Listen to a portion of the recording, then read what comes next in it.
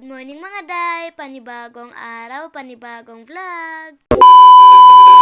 At eto na nga po pala itong vlog na sinasabi ko po sa inyo. So for today's video nga pala ay magluluto muna ang ate girl nyo. Antok na antok pa rin po ako sa mga oras na yan, kaya parang gusto ko pang humilata. Dapat nga nung Friday pa po itong video na to, kaso nga lang, na full storage ang CapCut ko. Alam nyo kasi itong ate girl nyo, ang daming draft sa CapCut. Tapos palaging lobat pang phone ko. Huy! Wala kasing gumagamit sa bahay. Minsan ko lang kasi ginagamit tong phone ko sa school. Ito na po yung niluto kong ulam. Tingnan nyo, umuusok pa. Ang over sa usok. Char. Ito pang mushroom ang niluto ko. Tingnan nyo, parang mga bulaklak. Diba? Inihanda ko rin po itong palayok dahil magluluto na po ako ng ulam. Dahil kasama rin po yan sa morning routine ko. Huy! Tingnan nyo naman tong ate girl nyo, lumalayo sa palayok. Baka daw kasi matalsikan ang mata. Kahit na matalsikan ang mukha ko, wag lang sa mata. Buti nga at napaaga akong gumising. Kasi kapag na-late akong bumangon, mga 7 na kami dadating sa school. Alam nyo, masakit ang bewang ng ate nyo, di lang halata. Char. Eto kasing girl lalo na to, ang kulit matulog. Eto na nga po pala ay binaliktar ko na po itong ulam dahil baka masunog. Inihanda ko rin po yung tumbler ko. Pati rin po yung tumbler ng kapatid ko. Para tayo ay ma-hydrate. Diba? At pagkatapos po pala niyan ay nagbihis na po ako. Kumain na po pala ako sa mga oras na yan dahil gutom na po ako. Grabe, para kong kakain ng isang malaking karabaw. Char. Alam nyo, kanina pa tumutunog ang tiyan niyan. Di lang halata. Inayos ko na rin po ang buhok ko. Ito kasing ate girl nyo, ang bagal-bagal talaga kumilos. Pero tanggap ko naman na mabagal ako dahil nagbibideo pa nga. Excited na po pala akong pumunta sa school kasi nandun ang mga friends ko. At yan nga mga people, nagre-ready na po pala ang ate girl nyo for today's video. Sinusuklayan ko po pala itong hair ko kasi baka naman magugulo sa school. At eto po pala itong uniform namin. Dahil Friday ngayon.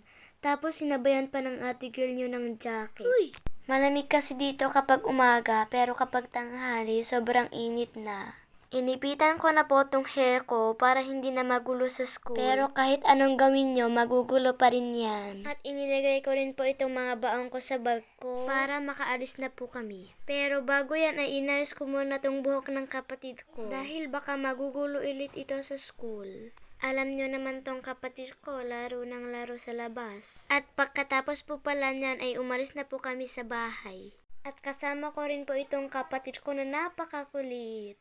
At ayan na po ay nasa labas na po kami ng bahay. Binibilisan na po ng ate girl nyo kasi baka daw malate. At kasama ko na rin po itong mga friends ko dahil pupunta na rin po kami sa taas. At lunch na po namin. Hindi na po ako nakapag-video. At eto na nga po pala ay naglalaro na po kami ng mga friends ko. Ito po kasi ang nilalaro namin pag recess at lunchtime. Alam nyo mga people, kumain na po itong ate girl nyo kanina pa, hindi nga lang nakapag-video. Marami na po kaming na-form na word sa larong to. Na-addict na ang ate girl nyo sa larong to. Pero mas mabuti pa na ito ang nilalaro ng ate girl nyo para may matutunan siya.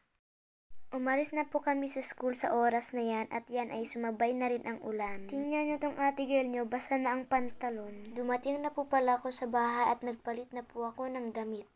Pagkadating ko sa bahay ay nakapagluto daw si mama ng merienda kaya sabi ko na magme-merienda muna ako. Hot cake nga pala ang iniluto ni mama na napakasarap. Alam niyo naman si mama, ang sarap magluto nun. Makain nga pala kami habang nanonood ng TV. And this is the end of my vlog. Thanks for watching!